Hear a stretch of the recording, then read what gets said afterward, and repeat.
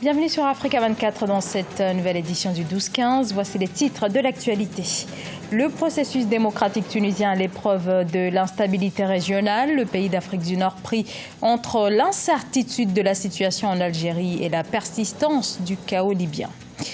Un dialogue national en question au Cameroun, dans un contexte marqué par des crises au nord et dans les régions anglophones de l'Ouest. Plusieurs mouvements exhortent le gouvernement à tenir ses assises.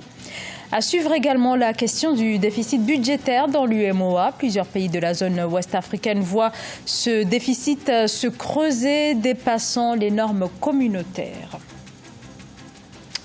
Mais avant de développer ces titres, le rétropédalage de la Cour constitutionnelle en République démocratique du Congo. 19 des 23 députés d'opposition aux élections législatives de décembre 2018 ont été réintégrés. La majorité des parlementaires invalidés de la coalition Lamouka ont donc finalement été réhabilités. L'institution est en effet partiellement revenue sur sa décision d'invalider l'élection de plusieurs députés d'opposition. Une mesure qui avait provoqué des incidents dans le pays et suscité l'indignation de l'opposition et d'une bonne partie de la société civile qui accuse la Cour constitutionnelle d'être aux ordres de l'ancien président Joseph Kabila. La fragilité de la situation en Tunisie, où le processus démocratique fait face à l'instabilité régionale, mais aussi à la situation intérieure, eut une évidence surtout depuis fin juin, avec la mauvaise santé du président Béji Caïd Essebsi, faisant place à une incertitude politique. Philomène Tiné.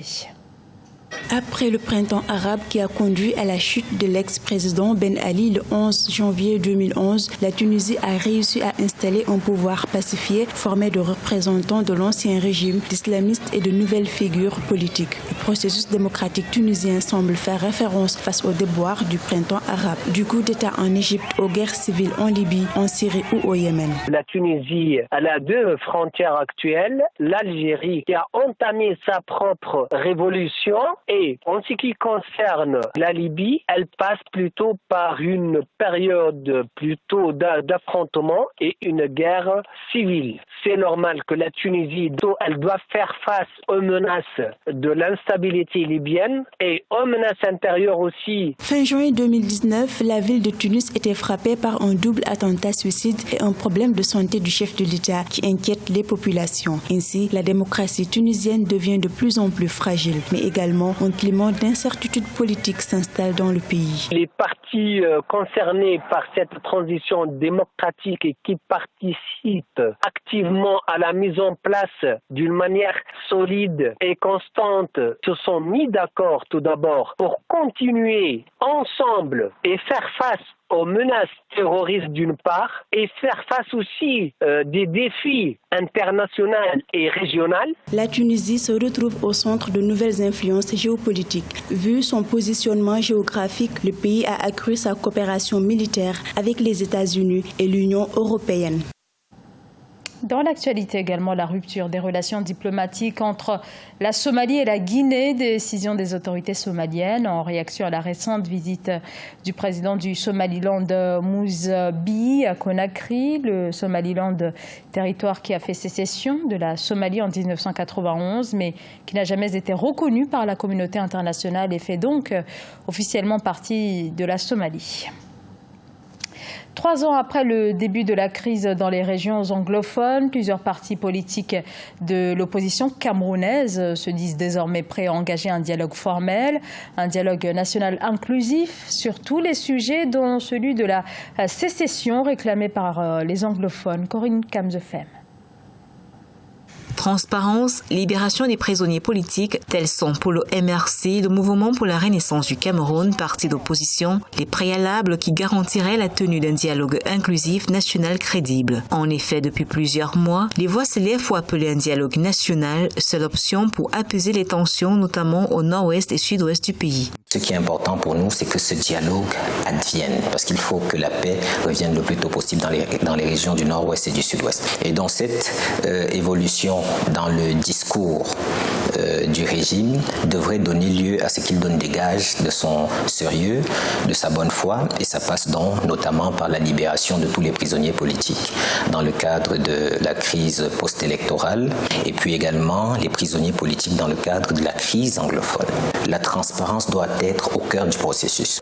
S'agissant du contenu du dialogue, si la forme de l'État n'est pas un sujet tabou pour le mouvement de la Renaissance du Cameroun, il n'est pas question d'envisager une séparation.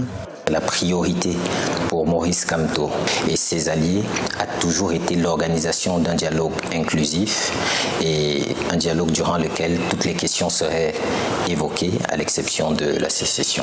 La crise anglophone, qui dure depuis fin 2016, n'a toujours pas trouvé d'issue malgré les mesures gouvernementales entreprises pour sa résolution. Aussi, les récentes tensions post-électorales, caractérisées par l'incarcération de Maurice Kamto, leader du MRC, ont contribué à fragiliser le climat politique, d'où la nécessité d'un dialogue qui réunirait toutes les tendances politiques et sociales du pays.